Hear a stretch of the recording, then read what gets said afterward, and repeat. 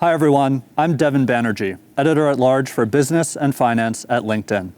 I'm thrilled to be joined by Amazon's new CEO, Andy Jassy, to learn about his career journey and get his perspective on a variety of career topics. Andy, welcome. It's great to be with you. Great to be with you. Thanks for having me. Let's start with the current job market. There's just an enormous number of people out there ready to turn the page, start a new chapter of their careers. We at LinkedIn are calling this the Great Reshuffle. Where do you see some of the best opportunities? Well, you're right. The economy is doing quite well, which is great. But as we all know, the economies will go through fits and starts over time. And so people want to pick places that really fit with passions they have and what they want to work on. And I think you want to pick a company that has some impact on the world and that is growing and whose future growth prospects are promising.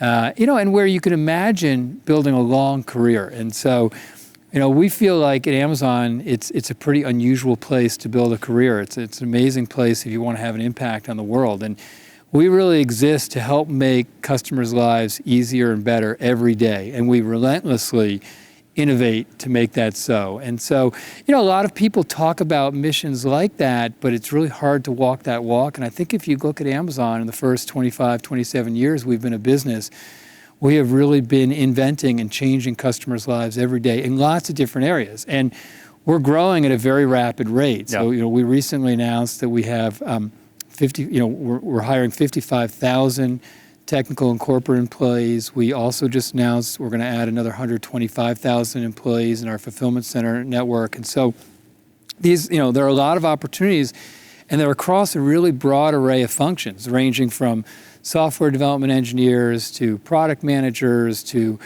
people in marketing, to people in design, to machine learning and AI practitioners, to research scientists, to all kinds of jobs in our fulfillment center network, and across all our businesses, because we're growing in our retail business, in our AWS business, in our advertising business, in our devices and Alexa business, and our entertainment business. It is a very early stage in the history of Amazon, and if you're somebody who likes to have an impact on the world, I think it's hard to find a place that's more exciting to work than Amazon. So we hope a lot of the people who are thinking about new opportunities will think about Amazon. I want to ask you about job interviews. You've interviewed hundreds, probably thousands of job candidates through your different roles at Amazon. What advice would you give anyone wanting to make a great impression in a job interview? It's a good question. I think a couple of general things, and then I'll maybe speak a little bit about what we look for at Amazon. But I think the first thing is just be yourself. At the end of the day, you want to work at a company who values you for who you are. And if you fake it in the interview and get the job, and then you end up being either having to continue to fake it, or people don't know who you are and don't appreciate that, you're not going to be happy. So really be who you are and see if there's a fit. I think the second general thing I'd say is answer the questions. A lot of times when we all sit in interviews where a question's asked, and instead of just directly answering the question and elaborating further, people will spend 5-10 minutes kind of, with a warm-up, and then sometimes get lost and never get to the answer. And so I think I would recommend always start with your answer directly from the question, and then you can kind of elaborate further.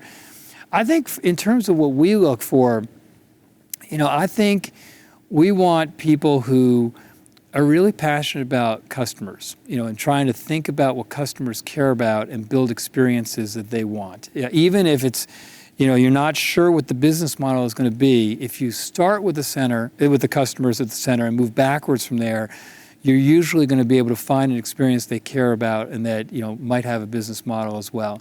I think we also like people who are inventive and creative. And you can exhibit that both with respect to what you've done in the past, but also in the way you answer questions, especially open-ended questions. We like people who are strategic and can see the big picture, but who also are passionate about the details. And what I've learned in my time at Amazon is that all of the best ideas we talk about or put on a whiteboard, where the rubber meets the road is the details. And it's true at every level, from the senior-most levels at Amazon all the way to the junior-most roles. You have to be good at being able to execute the details. We like people who have high standards. Our customers have very high standards. I think customers today, with their access to information and choices, appropriately have very high standards. So we need people who have high standards here. We like people who I would say are more missionary than mercenary. And what I mean by that is we want people who care most about the mission of what the team and the company are trying to accomplish, and will put the goals and the mission above the goals of themselves. And so mercenaries tend to prioritize themselves over the team and the mission. Right. We want missionaries. And then people who are humble and realize they don't know it all. And I think the second that you believe you know what there is to know is the second you're really unwinding as a professional. We learn so much every few months here. And being open to challenge your most closely held beliefs and learning is one of the most important characteristics of long-term employees here. Andy, let's roll back the clock to your own career path in your 20s. Did you have like a master plan, or did you figure it out as you went along? I had the opposite of a master plan. And I think as I'll share some detail, you'll see that it was not a well thought through plan. But when I was thinking about my first job, I had two experiences in college that shaped what I was initially thinking. I worked on the business side of my school newspaper, running the advertising group, and that was a really interesting initial business experience. And we started a new national college magazine called Class Act, and that was a very fun, stimulating entrepreneurial experience. And then I worked for 3 summers in between years of college at Fox TV in New York, helping start a morning show, which still exists, called Good Day New York. Yeah. And I loved it. I loved the rush of TV. And that experience largely made me want to pursue television. And I'm also a very passionate sports fan. And so I decided I was going to be a sportscaster. And I created my resume reel. I sent it to 100 markets. And I only got 2 opportunities. At the end of the day, I just couldn't pull the trigger on living in the more remote places I was going to have to live, being from New York. And so I took a job at ABC Sports as a production assistant working on their college football scoreboard show. And I really liked that experience, and game day was fascinating. Yeah. But the rest of the week was not as interesting to me at 22. And at the end of the day, I didn't have enough passion and tunnel vision for that opportunity to pay the dues that you have to pay to get the responsible jobs. And all of my peers did. And so I went back to a company that I was referred to by one of the people I worked with at the school newspaper. And it was a great product management opportunity. It was called MBI, which is a direct marketer of collectibles and continuity series. And it was a really great general managerial experience that felt very entrepreneurial because you got to start, imagine and start a lot of small businesses. I did that for a bit, and then I left that and started my own business, and that was a great experience for a couple of years. And those businesses did fine, but they never were going to be big businesses. And when I was in college, because I decided I was going to be a sportscaster, I never really seriously contemplated any other professions or took enough classes to allow myself to be qualified for some of those other opportunities. So I went back to graduate school for business. And when I was leaving graduate school, I was really probably going to start my own business again. I was managing a band at the time in Boston, and I was thinking about starting a music management and label idea or agency, and I was also considering some other tech jobs, and I had not even contemplated Amazon. I came back from an interview in the Bay Area on a red eye. I got in at like 6:30 in the morning, and I was going to a concert in New York City I was going to drive to at noon. And on my answering machine, there was a message from a woman who saw my resume in the resume book and said that she thought that maybe I could be a fit, and she had one cancellation, and was I willing to do an interview at 9? And since it fit in that schedule, I said, okay, I'll try it. And I really liked the person I interviewed with. I came to Seattle and loved the people I met and the mission and how customer-focused the organization seemed. So I decided to join Amazon, and when I was coming, they wouldn't tell me what group I was going to be in, what my job title was going to be, what I was going to be working on. But for some reason, it was very important that I start in May. And where I was at school, we had this month in between graduation, our last exam, and when you walk through graduation, which was a really fun month. You hung out with your friends Right, and played golf or do whatever you're going to do. And so I didn't do that. I came to work here for a few weeks, and I started in the marketing team when it was just about 8 people. And we split up all the jobs. All the jobs were too big for each of us, but we had to kind of each take a piece of it. And I started working on customer retention, which fit with my direct response background. And I did that for a few weeks, and then I was asked to work on what we call a SWAT team project to look at other categories we should think about getting into before the brand cemented as a books-only brand. And so I looked at music, which was really like writing a business school case, and that was really interesting. And I went back to marketing and built out our customer relationship marketing team. And then I went back to music and ran product management, and then was a general manager of our music business for a while. I went back to marketing and co-ran marketing. So you can see this is not, well thought out. This is the opposite of a master plan. This is the opposite of a master plan. And I did that for about a year, co-ran marketing for a year. And then I got offered this incredible opportunity, unlike anything I'd done before or since, to be what they then called the executive shadow for Jeff Bezos. It was really like a chief of staff role where we spent all our time together, and even including in his one-on-ones, which didn't make them one-on-one anymore. And then we would debrief each week on what we heard and what was important to follow up on, and try to divide and conquer how to do so. And for him, it was a way to extend his bandwidth. For me, it was just an incredible opportunity to see a lot of parts of the business I didn't get to see when I was in management jobs that were more functional. And so I did that for about 18 months, and coming out of that job, I left to kind of explore an opportunity that we thought, might be interested in building a technology infrastructure platform that might allow our internal consumer business to move more quickly.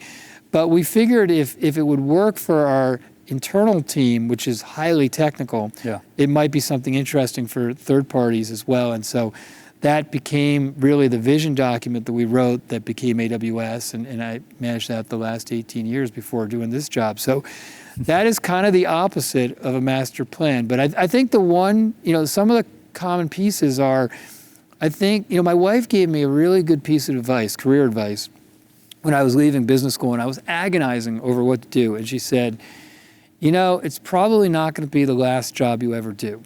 And while it's turned out that I've been at Amazon for those 24 years since, I've done a lot of different things. And I think not worrying about trying new things and trying to go with your, really what your passions are and what you could imagine being excited about. And then once you take those jobs, whatever they are, and no matter how different they are from your background, fully committing and being all in have been common characteristics of the different experiences I've had. Andy, I want to ask you about mentorship and how it's evolved over time. What do you view as the modern approach to mentorship today, and who do you consider to be a mentor of yours?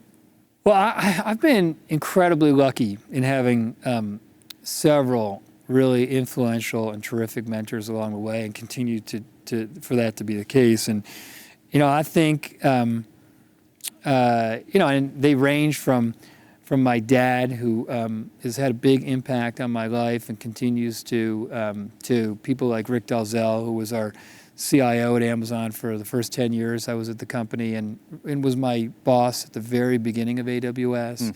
To Jeff, who I've worked for now for 20 years, and one of the most unique business people and thinkers I think in the world and that I've ever met.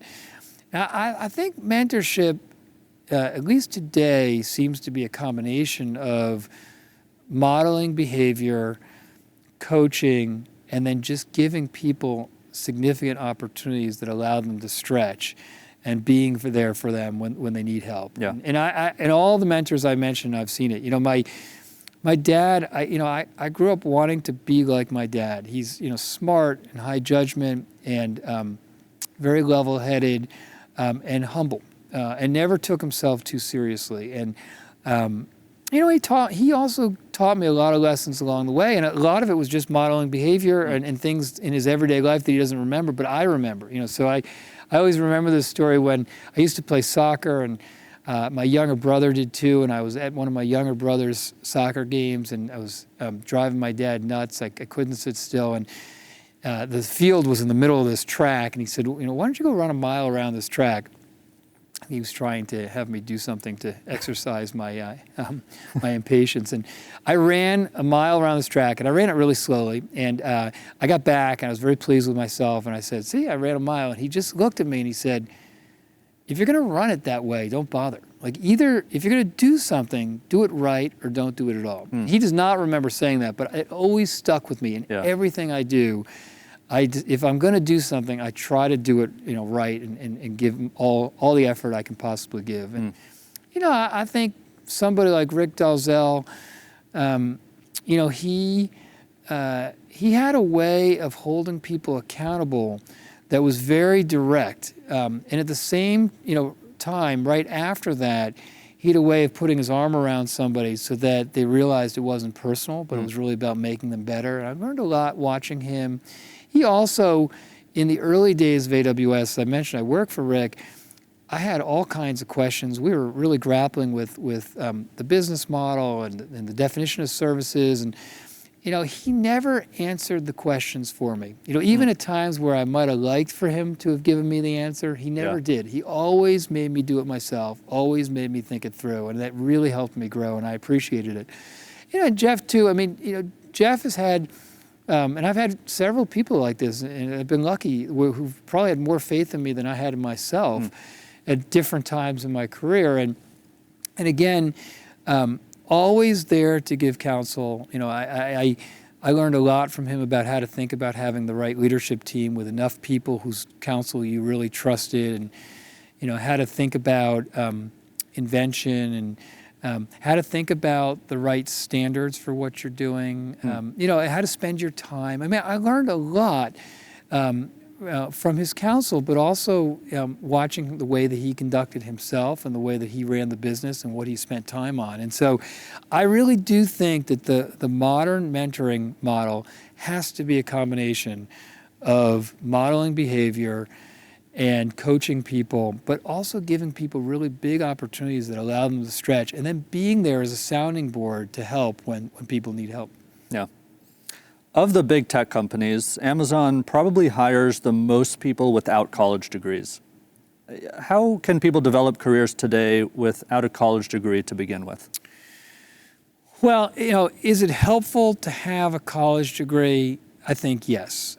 Do you have to have a college degree to have a successful career? No. And we're really proud of how many opportunities we have for people of all backgrounds and all educational backgrounds too. And we have a lot of jobs, particularly in our fulfillment centers, where you don't need a college degree. And these are good, solid jobs that we pioneered moving the minimum wage to over $15 today. Our starting hourly wage is $18.32. But it's not just the competitive compensation.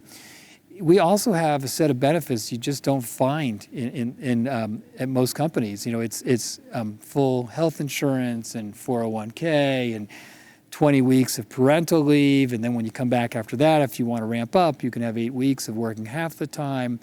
And things like Career Choice, which is our program we've had for about 10 years that help our fulfillment center and operations network folks have the opportunity to upskill and to get more education. And so we just announced a few days ago that a pretty significant enhancement to our Career Choice program, where people, our fulfillment center employees, can have their full college tuition paid for, and they also have the ability to get ongoing education every year and to learn new skills. And so, I think when you have the opportunity to make a competitive wage and get very full benefits, and then the opportunity to keep learning and evolving your skill set and taking on different types of opportunities with the breadth of opportunities we have in the company, as well as preparing people to take jobs elsewhere if that's what they prefer, it's a pretty good situation. Yeah. Andy, going back to Amazon's earliest years, your company's been a standout in welcoming LGBTQ candidates. Talk about Amazon's commitment to diversity today. What does that look like? Well, you're right in the history, and the woman who hired me, who called me with my resume in the resume book, Jennifer Cass, really was instrumental in getting the same-sex referendum passed here in Washington State. And we have, we're pretty proud of being recognized by the HRC Corporate Equality Index as having a perfect score the last several years, and we have a very vibrant LGBTQ plus community. We have about 7,000 people in the affinity group called Glamazon here. But I would tell you that having a diverse and inclusive culture and company is obviously about more than one group, and it's really important.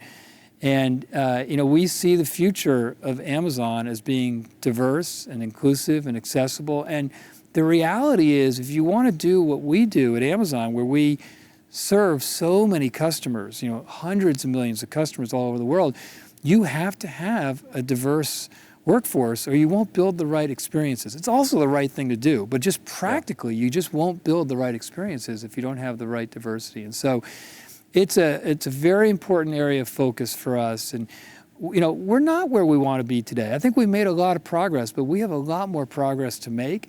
And we're working hard at it. It starts with having the right data, and we just released a significant amount of public data on kind of where we are and the improvements we're making in the areas we have to get better in.